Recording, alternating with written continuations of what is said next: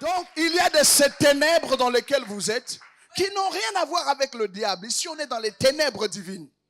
Et il y a de ces lumières là-bas chez les autres. Ça n'a rien à voir avec Dieu. C'est la lumière de Lucifer. Est-ce que quelqu'un a compris cela? Vous aimez le secret. Nous sommes dans une école de mystère. Parce que nous servons El Olam. Présent mais insoupçonné. Ça va? Nous sommes là? Donc, j'aimerais qu'on rechante ce chant sur ce mystère qui dit simplement ni nani, il est question de Christ. La première partie, on reprend encore, vous êtes juste un bout. Ça fait partie du culte, hein? Restez deux. Ni nani, yeah. Oh, Yesu.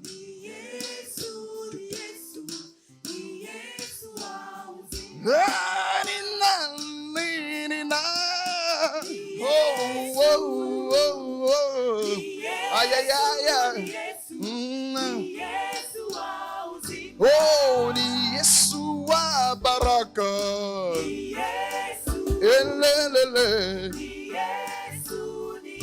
Et puis, la deuxième partie qui suit ça, ce sera Atamilele. Atamilele. Atamilele. Atamilele. Ça veut dire parce qu'on a posé à la première partie la question de savoir de qui est-il question. On a dit Jésus, Jésus. Alors de quel Jésus? On dit pour l'éternité. Il est le Seigneur des Seigneurs. Atamile. Atamile. Atamile. Atamile. Ni nani, ni nani. Vous ne savez pas danser ici? Vous ne savez pas danser? Ni nani, ni nani.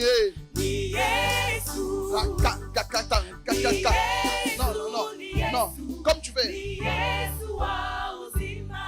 Amefanya majabu. Yo, yo, yo, yo. Ah, Atamilele. Oh, Yesu ni wana. Atamilele. Oh, Yesu ni wana. Atamilele. Yesu ni wana. Atamilele.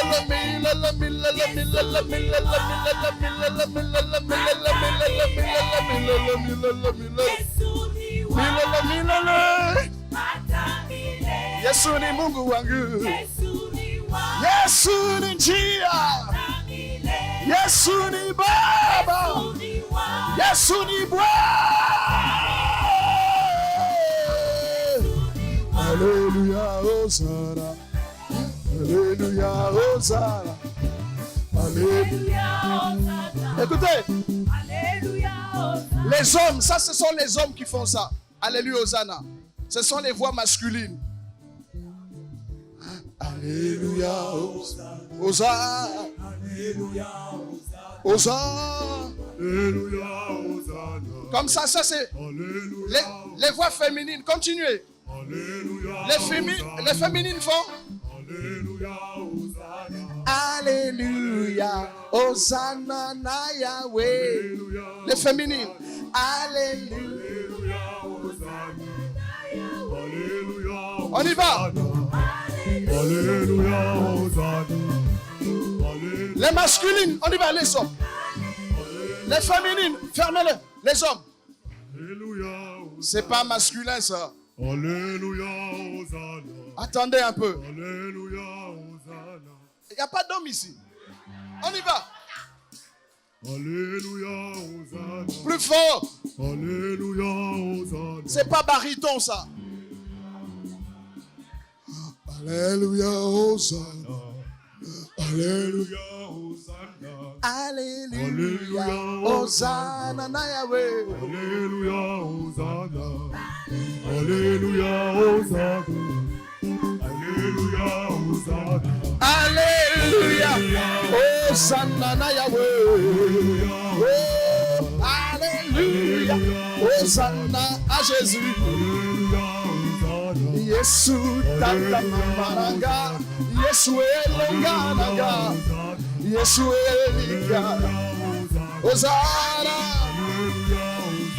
Yahweh. Yahweh. Ça.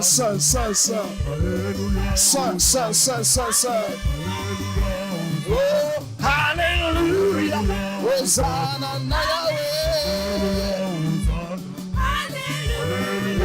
Hosanna. Hosanna. Hosanna. Amen. Amen. Amen.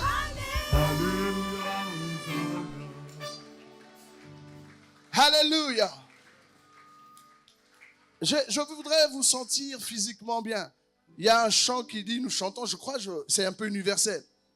Alléluia, Amen, Amen, Amen, Alléluia, Amen. Acclamons pour Jésus, Amen. Oh, oh, Alléluia. Soyez célébrants. Dansons pour Jésus. Amen, amen, amen. Dansez, on y va danser. Dansons. Sautez pour Jésus.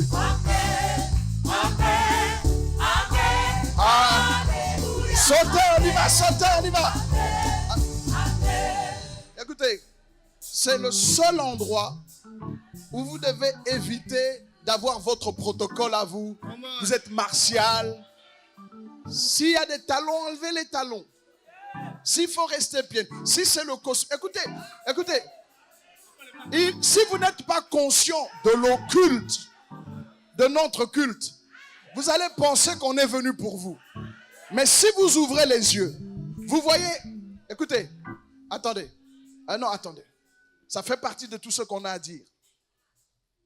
J'ai entendu souvent dans les cultes, les gens dire, nous allons inviter la présence du Seigneur. Quoi? Ce n'est pas nous qui faisons venir le Seigneur. C'est le Seigneur qui nous a fait venir à lui. Alors, quelqu'un n'a pas compris. Souvent, nous venons avec un mental. On vient de chez nous, fatigué, nonchalant. Et puis, on espère que les musiciens vont jouer pour nous. Et on espère qu'on va avoir une bonne prédication. C'est que vous n'êtes pas occultiste. Si vous êtes comme Abraham et les saints d'autrefois qui ont vu ces choses avant de les voir, l'occultiste, c'est celui qui voit avant de voir. C'est ce qu'on appelle croire. C'est voir avant de voir. Voir dans le monde spirituel, c'est par la foi que nous comprenons que le monde a été formé par la parole de Dieu, de sorte que ce que l'on voit vient des choses invisibles. Sans cette conscience de l'invisible, il n'y a pas de culte. Sans cela, j'aime Élie qui marche avec Élisée. Élisée a toujours vu Élie, mais n'a jamais compris le mystère de cet homme. Alors Élie lui dit, que veux-tu que je te fasse avant que je ne me sépare de toi? Le gars voit des phénomènes sur le plan visuel, mais il n'en connaît pas la source. Il sait que le maître est là, mais qu'est-ce qui fait qu'il soit ce qu'il est? Alors il dit à Élie, je voudrais la double portion de ce que tu as. Élie lui dit, petit, ce que tu demandes là, c'est une masterclass. C'est pas pour les gosses. Il dit, c'est difficile. N'oubliez pas, avec Dieu, Dieu ne rend pas les choses faciles. Il n'est pas écrit, tout est facile à celui qui croit. Il dit, tout est possible. Ça veut dire c'est difficile, mais c'est, dis-le à haute voix, c'est difficile, mais si tu crois que c'est facile, tu t'es trompé. Et il dit, ce que tu demandes là est difficile. Et il lui dit ceci, si tu peux me voir, lorsque je serai départi de toi. Qu'est-ce que cela veut dire? Si tes yeux s'ouvrent, lorsque s'ouvrira le vortex, la porte dimensionnelle entre le monde matériel et le monde spirituel, lorsque cette porte s'ouvrira, si tu me vois passer de ce côté existentiel vers l'autre, alors cela t'arrivera. Petit, si tu n'es pas, parce que tu es habitué au culte, mais si tu n'es pas au culte, cela ne t'arrivera pas. Tu es habitué au matériel, mais si tu ne perçois pas le spirituel, cela ne t'arrivera pas. Tu es habitué au premier Adam, mais non pas au dernier. Si tu ne perçois pas le dernier Adam, cela ne t'arrivera pas. Il y a une porte dimensionnelle. Voyez, comme on est là tous ensemble, ici, nous n'avons pas accès aux mêmes choses. Parce que chacun de nous a une brèche qui lui permet de passer de ce côté-ci à l'autre côté. À tout moment que tes yeux s'ouvrent, je dis à quelqu'un, je ne sais pas qui, je sens que Dieu doit ouvrir les yeux de quelqu'un. Il dit, si tu me vois passer de ce monde ici vers l'autre, cela va t'arriver. C'est alors que le discipolat de Élisée a changé. Attention à ce que je veux dire. Le discipolat de Élisée a changé. Il est passé de l'instruction à l'observation. Nous sommes habitués à un discipolat pédagogique, académique, scripturaire. Attention. Nous sommes habitués à un discipolat académique, pédagogique, didactique et scripturaire. Maître Jésus a dit, ce disciple-là ne marche pas. Écoutez ce qu'il dit. Vous sondez les Écritures. Vous lisez la Bible. C'est ce qu'il voulait dire. Vous étudiez la Bible. Vous allez à l'école de la Bible. Parce que vous pensez qu'en étudiant la Bible, vous aurez en elle la vie. C'est vous qui pensez. Je vais choquer certaines personnes. Quelqu'un a une Bible ici? J'ai besoin d'une Bible. Bible papier. Bible. Maître Jésus déclare que ce livre ne contient pas la vie, n'apporte pas la vie. C'est pas moi. Jean 5, 39. Il dit pas vous lisez, il dit sondez. Vous voyez ce qu'on appelle sonder? Vous pénétrez. L'hébreu n'apporte pas la révélation. Sinon, les Juifs allaient avoir la révélation. Le grec n'apporte pas la révélation. Sinon, les Grecs allaient... Oh, quelqu'un. Ce n'est pas le texte. Quand Adam a marché avec Dieu, Adam n'avait pas de Bible. Enoch a marché 300 ans avec Dieu. Enoch n'avait pas de Bible. Noé a marché avec Dieu. Noé n'avait pas de Bible. Abraham a marché avec Dieu. Abraham n'avait pas de Bible. Isaac a marché avec Dieu. Isaac n'avait pas de Bible.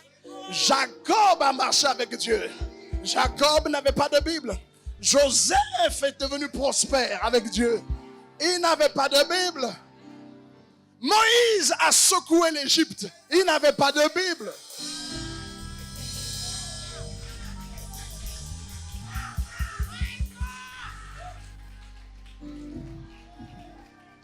Pourquoi la Bible? La Bible ne donne pas la vie.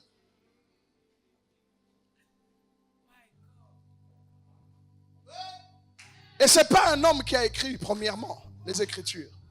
C'est Dieu lui-même qui a taillé des pierres et a écrit de son doigt. Mais ce n'était pas pour sauver, c'était pour condamner. Ce qui a été écrit pour la toute première fois sur les tablettes des 10 commandements, ça n'a jamais été pour sauver. C'était pour condamner. Avant que la loi ne vienne, je ne connaissais pas le péché. Et Quand la loi est venue, elle m'a rendu conscient du péché. Et avec la conscience du péché, je suis mort. La loi est-elle bonne? Oui. Mais moi, je suis vendu au péché. Jésus a dit, vous sondez les Écritures. C'est pour cela, j'ai aimé mon évêque, j'ai aimé le texte là. Ça m'a révolutionné. Ceci n'a pas été écrit pour nous sauver. Ceci est un précepteur pour conduire à quelqu'un.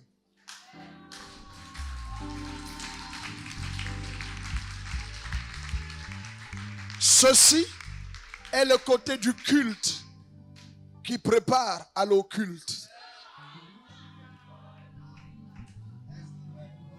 Ça, c'est le côté cultuel pour nous faire voir le mystérieux qui marche au milieu des hommes en tant qu'Emmanuel. Quand il est venu, même le diable ne savait pas que c'était lui. C'est pour cela que le diable dit, si tu es. Parce qu'il ne sait pas.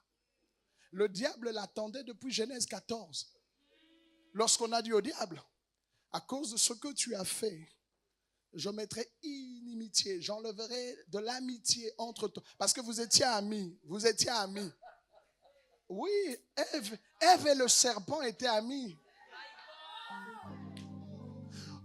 Mais attendez, s'ils étaient ennemis, mon évêque, pourquoi on mettrait l'inimitié?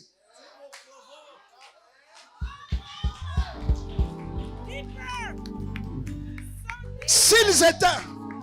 Je vais partager avec vous un mystère. Je vais vous partager un mystère. Quand Dieu demande quelque chose, ce que nous n'avons pas, s'il l'interdit, c'est que c'est notre nature. Quand Dieu demande quelque chose, nous n'en avons pas parce que David dit, nous recevons de ta main ce que nous t'offrons. Mais quand Dieu interdit quelque chose, c'est que c'est nous. Un exemple, tu ne commettras point d'adultère. Pourquoi c'est interdit? Parce que nous sommes adultériens. C'est notre nature depuis l'arbre. Maintenant, quand la Bible dit, Marie, aimez vos femmes, c'est parce qu'il n'y a pas l'amour. Mais si c'est là, on ne va pas demander. Oh. S'il y en a, on ne demande pas. Et quand on dit, femmes, soyez soumises, parce qu'il n'y a pas la soumission.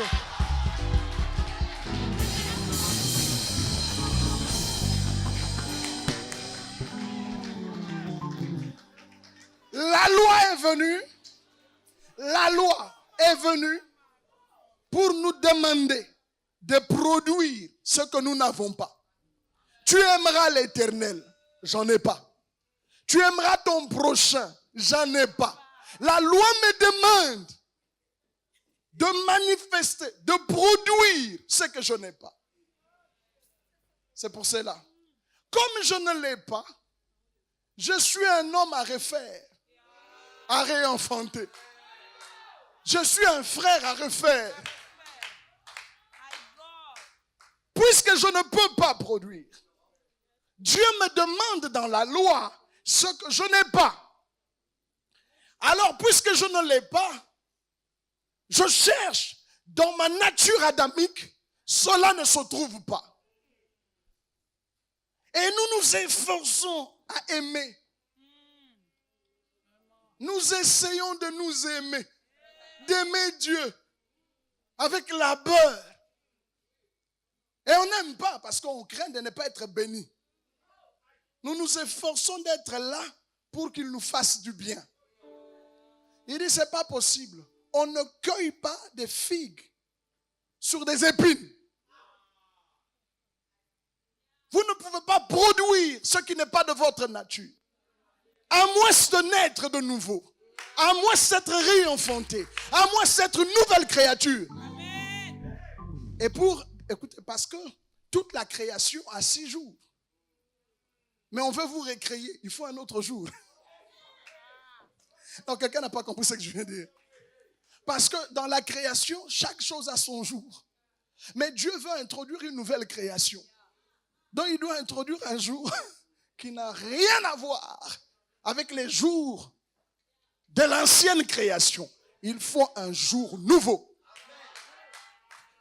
C'est parce qu'on a un jour nouveau qu'on peut avoir des hommes nouveaux, qu'on peut avoir de nouvelles personnes. Il nous faut ce jour-là. Quelqu'un a compris ça? Donc la loi ne sauve pas. Ceci n'a pas été écrit. Parce que qu'est-ce que c'est la Bible? Dieu procède. Parce que nous avons, quand on parle du monde spirituel, laissez-moi, on va comme ça. Hein? C'est l'ambiance de cet hôtel. C'est pas moi qui ai fait ça, c'est comme ça. C'est la nature de cet hôtel qui est en train de faire ça.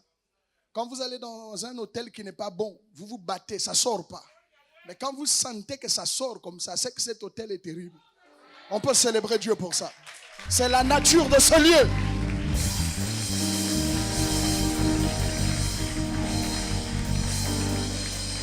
Et il n'y a pas d'hôtel sans l'ange de l'hôtel.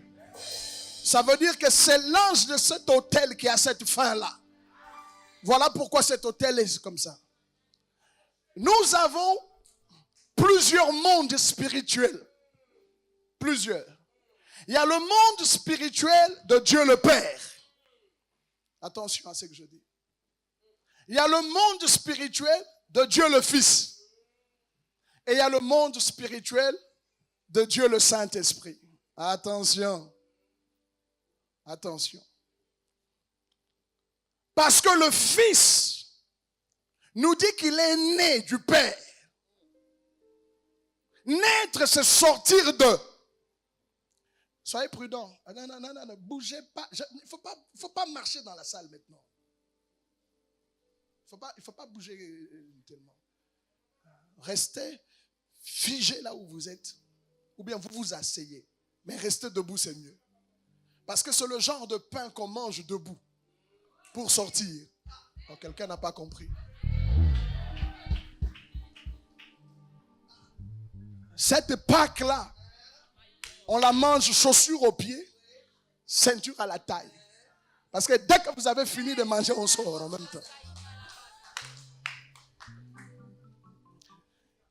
Le Fils est sorti d'un monde, du sein du Père. Vous êtes d'accord avec moi? Le Saint-Esprit qui vient à nous vient par le monde du Fils. Quand je dis monde, réalité. Parce que quand il viendra, il ne parlera pas de lui-même. Il prendra de ce qui est à moi. Vous avez entendu ça? Donc, le Saint-Esprit que nous avons est celui qui est venu des réalités du Fils.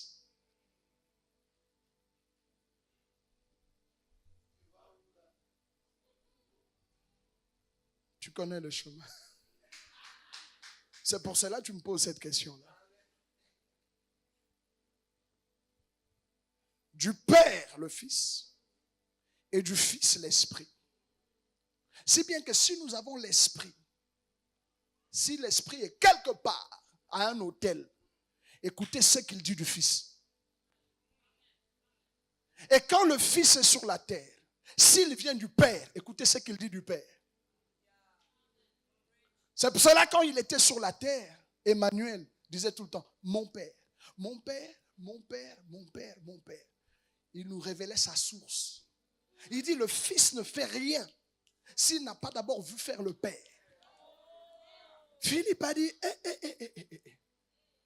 mais puisque tu n'es pas la source directe, connecte-nous à la source. Montre-nous-le, parce que le mot source, Père veut dire Abba, en araméen, qui veut dire source. Il dit, tu nous parles tout le temps de Abba, Abba, Abba, Abba. Donc nous, on passe du temps avec toi. Ôte-toi de là, pour qu'on aille directement. N'est-ce pas ça? Notre nature aime toujours aller à la source. C'est pour cela que le serpent a eu Ève. Il dit, vous voyez là, Dieu là, c'est ça son secret. C'est cet arbre. Notre nature, c'est la source. On aime ça. Il dit, si vous mangez ça, c'est comme Dieu que vous êtes. Parce que tous sommes en quête de la source. La sagesse veut que ceux à qui on donne du poisson devraient chercher à apprendre à pêcher. C'est pour cela, parlons un peu d'une manière séculière, les Chinois ont renversé la vapeur. Ils ne se contentaient pas d'avoir la technologie de l'Occident. Ils ont envoyé leurs enfants aller apprendre. Et puis ils ont dit aux Occidentaux, chez vous c'est cher, venez faire ça chez nous. Comme ça, ils ont accès à la science. Notre nature doit aspirer à la source. Et Paul dit, voyez là, vous, là, soyez mes imitateurs comme moi-même, j'imite la source, Christ. Le Père est la source du Fils.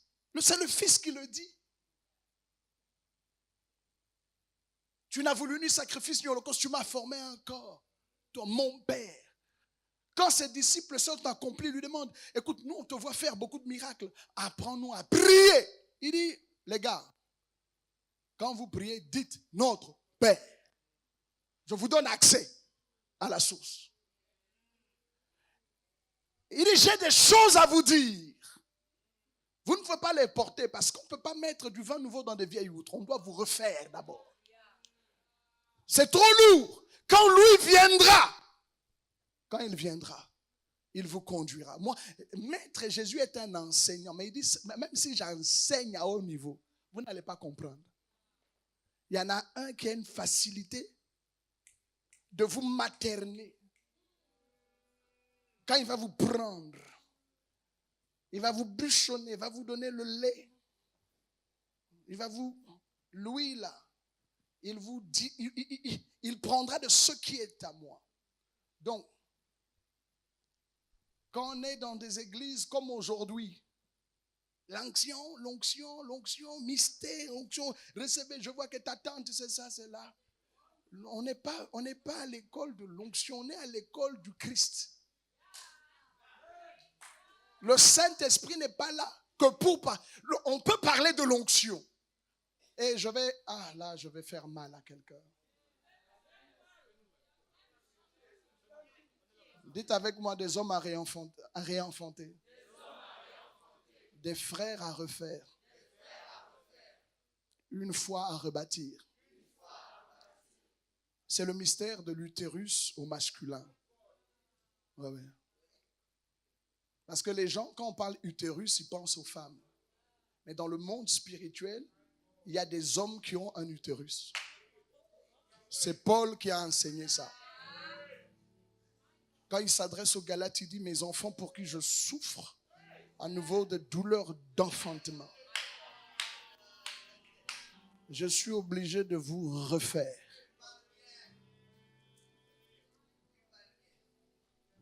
Faites attention. Quand un frère quitterait une assemblée quelconque qui ne fait pas partie de Christ révélé aux nations, quand il arrive ici, mettez-le au banc. L'erreur qu'on a faite, quelqu'un a quitté l'autre église, il vient ici. Qu'est-ce que tu faisais là-bas, pianiste? Vas-y. Tu faisais quoi? Tu étais diacre. Mettez-le au banc, refaites-le selon vous. Oh, quelqu'un n'a pas compris.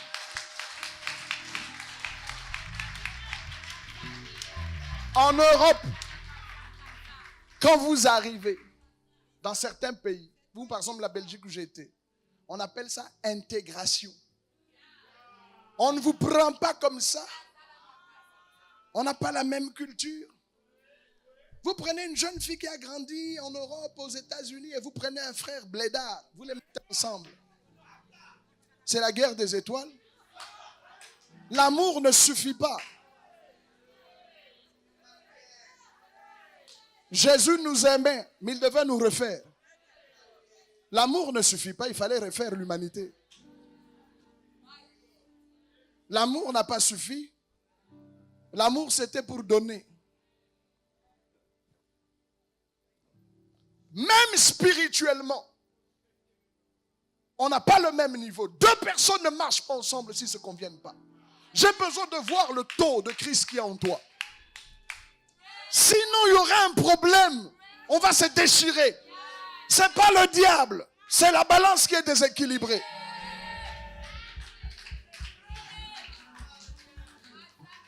D'où on a mis des apôtres pour le perfectionnement de pour que nous arrivions à l'unité de la foi. On n'a pas la même mesure, il faut refaire, il faut balancer, il faut équilibrer. Donc il y a un monde du Père duquel procède le Fils. Et quand le Fils procède du Père, il est le Fils, il n'est pas le Père. Il dit de sa bouche, mon Père est plus grand. D'essence, ils sont égaux. Mais il y a une réalité qui fait une démarcation.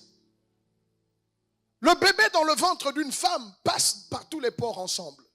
Quand une femme est enceinte, elle n'a pas deux passeports pour voyager. Elle a un seul passeport.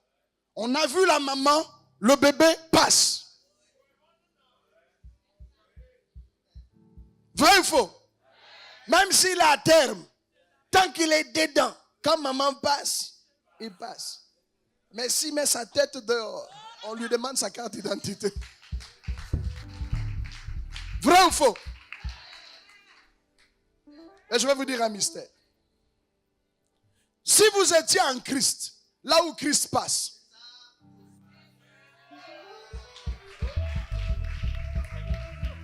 si vous ne passez pas, c'est que vous êtes vous-même. Quelqu'un a une carte d'identité ici? Mon évêque, ça c'est un discours direct. Hein? Ouais, c'est un discours. Carte d'identité. Venez là, c'est à vous ça? Venez. Si. Il y a sa photo là. Je vois la photo du visage. Où sont les pieds? Où sont les mains? On ne montre que la tête. On ne montre pas le corps. Christ est là. Nous sommes le... Vous avez compris? Notre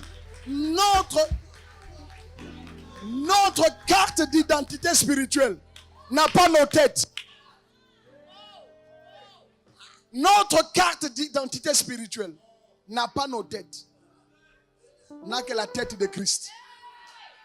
Donc quand j'arrive quelque part, quand je fais ça au diable, on ne me voit pas. Dès qu'il voit Christ, il dit...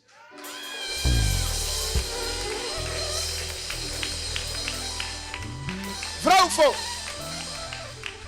S'il voyage, les pieds, on s'en fiche. Si on voit la tête, le corps passe. Même le serpent est comme ça. Là où la tête du serpent passe, son corps va se faufiler. Pendant l'accouchement d'un enfant humain, on ne veut pas voir les pieds d'abord. On va renverser la maman, écraser le ventre. On dit la tête la première. Le problème est que vous montrez les pieds.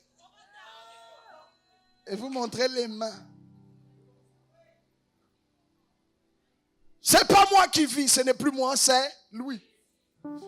Quand on me voit, c'est pas moi qu'on doit voir. Vous me voyez. Mais ceux-là qui sont de l'occultisme de l'autre côté, quand ils regardent, ils ne me voient pas moi. Souvent les frères, avant de dormir, ils badigeonnent leur maison de sang.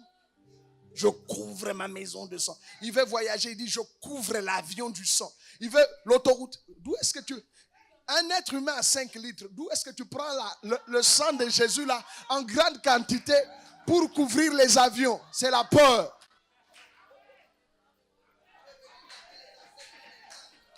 C'est la peur.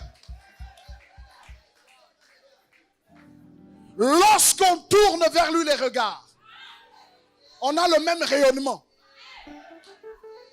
Quand je dors avec mon regard sur le Seigneur, c'est Dieu qui m'a appris ça. Dans Genèse, mon évêque, Dieu ne s'attaque pas aux ténèbres. Il constate les ténèbres, il dit, ténèbres, je te brise. Non. Il y a ténèbres, il dit lumière. Les ténèbres, c'est d'ici. Si les maçons sont là, les rosicruciens sont là, c'est leur problème. Nous disons au Christ, et il est là. Quelqu'un comprend ça? Alors, ça c'est lorsqu'il veut voyager. Mais, c'est Henri, hein? Si Henri, je jetais Henri dans une piscine, dans une rivière, dans un grand fleuve, si je jette Henri dans l'eau, tant que la tête d'Henri est hors de l'eau, le corps ne se noie pas. Tant que la tête est hors de l'eau, le corps ne se noie pas. Vous êtes d'accord avec moi? Nous sommes dans le monde, mais la tête est au ciel. L'église ne va pas se noyer. Oh, non, là, non, vous n'avez pas. La tête de l'église est au ciel. L'église ne se passe. Si votre église se noie, c'est qu'elle n'a pas Jésus pour tête. Si une église se ferme, si elle est détruite, c'est qu'elle n'avait pas Jésus pour tête. Mais, je prends Henri. Henri tel qu'il est là. Dans cette pièce ici. Je viens avec une petite bassine. Avec 5 litres d'eau. Je ne parle pas du fleuve ou de la mer. On met la tête d'Henri dedans 3 minutes. Quand la tête se noie, le corps meurt. Mais dans la mer, tant que la tête est dehors. C'est pour cela, lorsqu'on a noyé la tête de l'église, quand il est mort, nous sommes morts avec lui. Oh. Quand on l'a crucifié, nous avons été crucifiés avec lui. Parce que quand la tête meurt, le corps meurt. C'est pour cela, ça m'étonne des gens qui parlent encore du diable dans l'église, comme si le diable était puissant. On a déjà écrasé sa tête. On y va tous ensemble.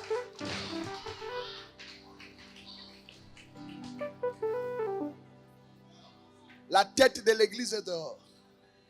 Quand tu marches dans la rue, ta carte d'identité, c'est la tête de Christ. Quelqu'un a compris le mystère? Le Fils est sorti du Père et l'Esprit vient au nom du Fils. Si tu as le Saint-Esprit du Fils, parce que je sais que le diable est un imitateur, si tu as le Saint-Esprit du Fils, il ne te parle que de Christ. Et si tu as le Christ de Dieu, il ne te parle que du Père. Et si tu as le Père du Fils, il te parle du Fils. C'est un cercle. Hein? Le Père présente le Fils présente l'Esprit présente le Fils introduit au Père. C'est ainsi. Jusqu'à ce que vous atteigniez un moment, parce qu'il y a... Vous allez au Père, il dit, mon Fils, celui-ci est mon Fils. Vous allez au Fils, il dit, j'ai des choses à vous dire, mais allez à l'Esprit. Quand vous allez à l'Esprit, il vous parle du Fils. Et vous revenez au Fils, il vous montre le Père. Quand vous avez fini de voir tout ça, maintenant l'Esprit vous explique. Tu as vu là, tel que lui est là, tel est le Fils, tel tu es. La création ne cherche pas le Père. La création ne cherche pas le Fils de Dieu. Ils l'ont déjà vu. La création ne cherche pas le Saint-Esprit. La création attend toi et moi. Mais pourquoi nous manquons à cette présentation de la création? Parce que nous avons des problèmes à comprendre l'esprit du Fils, comprendre le Fils du Père, à comprendre le Père du Fils. C'est ça notre problème. Les Écritures ne donnent pas la vie. Elles ont été faites pour nous condamner, pour nous pousser à chercher celui qui est la vie. Vous sondez les Écritures parce que vous pensez avoir en elles la vie. Ce sont elles qui rendent témoignage de moi. Et vous ne voulez pas venir à moi pour avoir la vie. Philippe rencontre Nathanaël et lui dit, nous avons trouvé celui de qui Moïse a écrit dans la loi et dont les prophètes ont parlé, Jésus de Nazareth. Et quand Jésus est là, Jésus, quand il prêchait la Bible, Jésus ne prêchait pas la Bible. Jésus cherchait dans la Bible, là où il est question de lui. La foi ne vient pas de la parole de Dieu. La foi vient de la parole de Christ. Qu'est-ce qu'on appelle parole de Christ? Tout ce qui, dans la parole de Dieu, concerne essentiellement le Christ. Lorsqu'il est ressuscité, avec les deux disciples sur le chemin de Maïs, que me dit ma Bible? La Bible dit, et commençons par Moïse et par tous les prophètes, il leur expliqua dans toutes les Écritures. Comment est-ce qu'on peut avoir un enseignement messianique en moins d'1 heure ou 2 heures? Personne ne peut étudier la Bible en 1 heure. Mais si vous voyez Jésus synthétiser ce qui le concerne en 1 heure, ça veut dire que toute la Bible ne parle pas, toutes les Écritures ne parlent, les Écritures parlent du mariage, de la guerre, du diable, de tout ça. Il faut avoir une capacité, un estomac qui ne digère que ce qui concerne le Christ. Et c'est pour ce jour que nous sommes ici dans ce séminaire. Non, ça c'est pas un séminaire, dans cette visitation où ces vaillants hommes du David Jésus, nous sommes les vaillants hommes de David qui est Jésus. Nous sommes venus ici pour des hommes à réenfanter. Nous sommes venus cette semaine pour des frères à refaire, de la foi à rebâtir. Mais comme vous savez, si Paul parle d'utérus, l'enfant est rattaché à l'utérus par le mystère du cordon ombilical. Ça va? Alors, je ne sais pas où... Non, attendez. Je ne sais pas où vous avez... Avec Internet, hein, aujourd'hui, les gens plantent leur cordon partout. Allez arracher ce cordon, replantez-les ici pendant 1 semaine et on va vous refaire.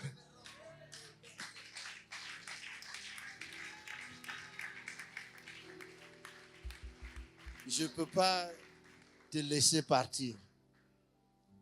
Parce que tu m'as beaucoup provoqué. Le côté occulte des choses, même de la Bible. Lorsque Moïse rencontre Dieu dans le buisson ardent, tu sais que Moïse peut écrire un livre sur ce qu'il a vu. Personne n'a jamais vu ce que Moïse a vu. Un buisson en feu et qui ne se consume pas. S'il rentre chez lui, il écrit un livre qui est un best-seller. J'ai vu un buisson en flamme, mais il ne se consume pas. Mais Moïse dit, je veux me détourner pour voir. C'est-à-dire que Moïse a la pensée qu'il doit avoir quelque chose derrière ce phénomène, ce qu'il voit. Il ne peut pas se contenter de ce qu'il voit et rentrer. Mais s'il rentre, il raconte à tout le monde. Il est le seul à avoir vu. L'Église me donne cette impression-là. L'Église me donne cette impression de se contenter de son spectacle, qu'il est le seul à voir, qu'elle est le seul à connaître. Et les gens tombent, les gens crient, les gens sont délivrés. On a déjà un spectacle que personne d'autre ne peut produire. Donc Moïse peut rentrer. Et ce qui est spectaculaire à l'église devient la limite de l'église. Parce qu'au-delà du spectaculaire, on n'a pas cherché la source, on n'a pas cherché la cause. Il dit, je veux voir quelle est cette grande vision et surtout pourquoi le buisson ne se consume pas. Parce que dans le naturel, ce n'est pas possible qu'il y ait le feu dans un buisson et il ne se consume pas. Donc il dit, je veux me détourner. Et lorsqu'il fait un pas, c'est à l'intérieur du buisson qu'il y a une une vie à l'intérieur du buisson. Il y a une présence qui explique pourquoi, heureusement pour Moïse, il voulait comprendre le pourquoi des choses. Il ne voulait pas se contenter des choses. Donc si on ne fait pas le choix d'aller au-delà du fait de tomber pour savoir pourquoi, au-delà du fait d'avoir les aveugles pour voir pourquoi, on va rester au niveau du spectacle, mais c'est déjà bien. On sera les seuls à raconter cela, parce que personne d'autre ne peut raconter que les aveugles voient. Personne d'autre ne peut raconter que les sourds entendent. Mais au fait, qu'est-ce qui est derrière? C'est pour ça qu'on est là. Mais on est resté dehors. Parce que ce que Dieu a fait dehors, c'était pour nous provoquer, pour chercher ce qui est dedans. Mais lorsque nous avons vu ce qui est dehors, on en a été tellement impressionnés qu'on a ramassé. Et vous voyez, la femme samaritaine, elle a dit aux gens, il y a un homme au puits. Et puis les gens sont venus au puits. Et puis les gens lui ont dit, ce n'est plus à cause de toi. Non, non, non, non. C'est que nous, on est allé au-delà de ta présentation. Et on a rencontré la personne. Est-ce que l'Église peut vraiment, tu l'as dit, c'est une visitation. Et ce qui est occulte justifie le culte. Si le culte n'a pas son occulte,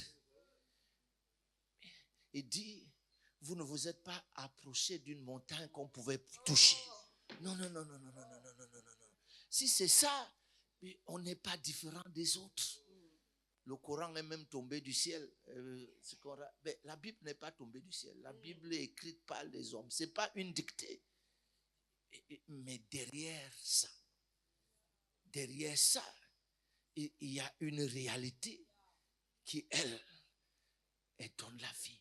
Vous vous êtes approchés, pas de la montagne, pas du Sinaï, qui était pour nous condamner, pour nous montrer ce que nous étions en réalité, pour nous montrer nos limites, pour nous montrer que Dieu a le droit de nous punir. C'est ça la loi pour justifier Dieu, pour dire que si Dieu vous tue tous, il a raison. Mais ça ne peut pas nous sauver. Ce qui montre à Dieu qu'il a raison de nous tuer, de nous condamner, ne peut pas nous justifier. Mais Jésus dit, au-delà de ça, c'est pas surtout ça que Dieu voulait montrer. Il voulait montrer son plan à ne pas nous tuer. En réalité, il avait l'intention de ne pas nous tuer. Mais il voulait que la peur qu'il nous tue nous amène à lui. Maintenant que personne ne peut nous sauver, tue-nous. Il dit non, je n'avais pas écrit ça pour vous tuer. J'avais déjà tué mon propre fils pour vous sauver. Et je ne peux pas vous tuer. Mais est-ce que l'Église ira au-delà? Est-ce que l'Église acceptera de faire le pas du détour comme Moïse? Je veux voir. Est-ce qu'on veut seulement aller avec le spectacle? Mais si on va avec le spectacle, on est toujours meilleur que les autres. Parce que les autres n'ont pas vu ce genre de... Moïse est le seul à avoir vu ça. Qui d'autre a vu ça? Donc Moïse sera champion dans tous les cas. Parce que ce que ses yeux ont vu, personne n'a vu. Mais qui provoque ce que les yeux ont vu? Si on marche finalement avec celui qui provoque ce que les yeux voient, est-ce que ce n'est pas meilleur?